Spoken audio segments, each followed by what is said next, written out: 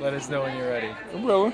Justin here for TVGrapevine.com with Kathy, the mother of the house. So how did having that role in the game affect your game throughout the entire season? That was just me being me. It didn't. I don't know if it affected it or what. It was just hard. That was just a habit of mine. To do this and do that. And I don't know if I could have broke it. It's just, it wasn't a strategy or anything. I was just being myself. Yep. So you were one of the players in the game who actually voted against the majority a couple of times. How did you do that when everyone else was just going with the flow? Because I was just on my own. I told them I was not voting as a group. I don't think that you should, vote as a group. I think you should vote how you feel. And I stuck with that. It got me on the block because of it. Yep. But, I hung in there. And, you have to do what you think is right. Yep. What's best for your game and what's best, instead of what's best for the whole group. Yeah. And to me, it's weak when you vote with a group. And so, I just wanted to, I didn't want to regret not voting for somebody when I really felt like I needed to. Okay. So in a game where it's obviously numbers that are going to keep you in the game, get you out of the game, do you think that your strategy is the best strategy to have going into the game, or you think, you know what, I'm going to stay true to me, that's how I play the game? That I was going to stay true to me. That's how I play the game. I mean, if it got me kicked out, it got me kicked out. But I have to live with my decisions. Yeah. And that's, so are you happy with how you play the game? Then? Absolutely. And I don't know how it's been portrayed or anything. No, you were great on the show. I don't know what people saw. No, you're great. So now looking at the game in terms of outside of the game, the lie obviously with Matt's wife, it seemed like it affected you maybe the most out of everyone in the house. So walk us through kind of why it affected you in particularly so much. Okay. The reason that it affected me is because I was diagnosed with ovarian cancer when I was 28.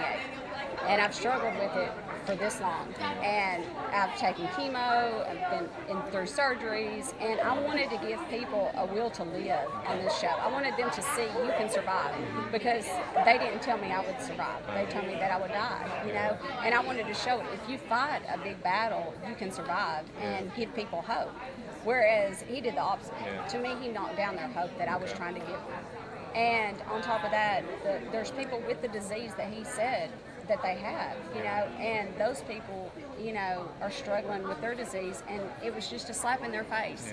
And I just struggled so hard with that. I mean, I struggled so hard with it. He doesn't have any remorse to me whatsoever. It was a gameplay. I just think it was sick gameplay. So now Matt has said that it kind of allowed him to bring attention to that specific disease. Do you think that's kind of a cop-out, or do you think that's a cop-out? That's a cop-out. I mean, he's going to say, he's going to say his wife doesn't know, but she did. I mean, it was all planned out. It was all planned out. Behind the cameras, he'll tell you the truth. But it was all planned out. It was his gameplay. He said he wanted sympathy out of it, and he got it. I just wish that he hadn't done it like that. I mean, he was already in an alliance. He didn't even need the sympathy that he had. And he told me at times he couldn't even look at me because he knew that I'd start asking questions, or I might feed off of it.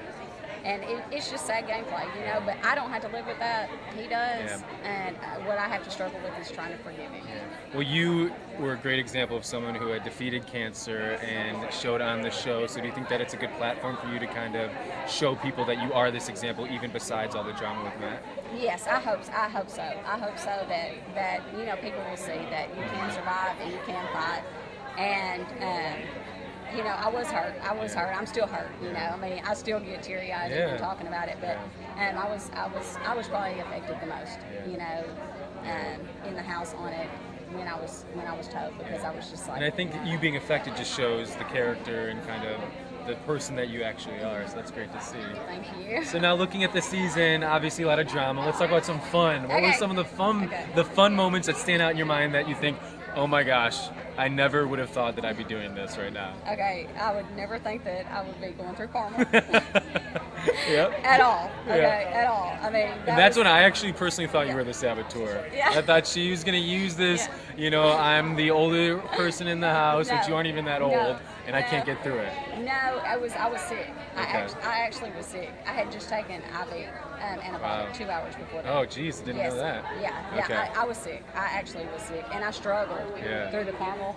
I was surprised I made it through the first time. I didn't even have a voice. I had laryngitis. I couldn't even talk.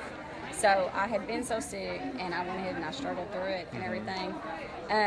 You know, I would never thought that I would have wrote hot dog. You know, I didn't even write the hot dog. I couldn't even write the hot dog. I mean, you know, that was just impossible. I was like, what am I doing? I was laying up there just like, are you serious? Yeah. I mean, there's so much that happens in this house that you do that it never will happen in real life. Yeah. I mean, somebody could try it all day long, and it's never going to happen. It's never going to be as fun and challenging as it's just, some of it. I just look back. I can't imagine what was seen, but I mean, I was there, so I can only imagine the looks on my faces. You know. So, are you excited to go home and watch the season, or how are you going to watch it all in full? Or are you going to take some time, take a break, and get back to life before? Well, you know, I'm nervous about that. You know, I don't know how I was portrayed. You know, I don't know how it was edited and stuff, and so I'm probably going to feel people out. You know, on seeing what's good, what's bad, you know, and stuff like that. So if you could pinpoint how you think you should be edited or portrayed, give us one sentence. How would you say you should come off on the show?